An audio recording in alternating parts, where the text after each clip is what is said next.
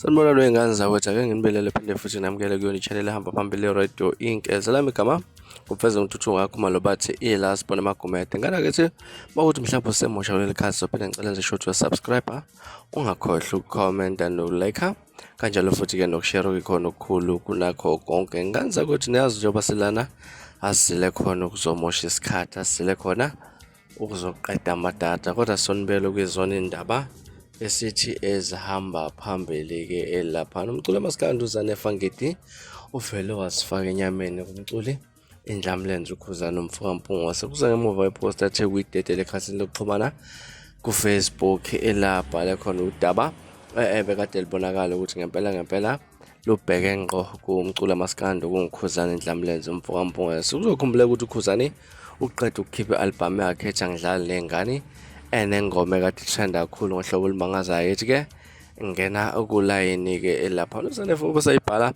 athi-ke kwavele-ke waphupha kanjalo ulayini-ke ngane zakwethu la kubone khona nombani ukuthi le post kade ibheke ngqo kuyena uKhuzani ukuthi laphana ingoma yakhe isivele yaphuphiswa ngohlobo olumangazayo. Ngaza ukuthi ngithe ngabe ngibuka amakhomenti ngabona ukuthi ngempela nombani uchaza udaba olufana nalolu ukuthi uZanefa ugadla ukuKhuzani-ke laphana. Ngizofisa ukuzwa lwakho minuvo ngalolu daba ukuthi nangakuthini okwakho ukuphawula ngalolu daba. From ila sibona ngane zakwethu sengiphuma njena kodwa ngithembisa unyabuya funa ezinye izindaba ezilandelayo kwividiyo elandelayo kwakho ukusubscribe niziphathe kahle nibe nosuku lomnandi ngithanda khona.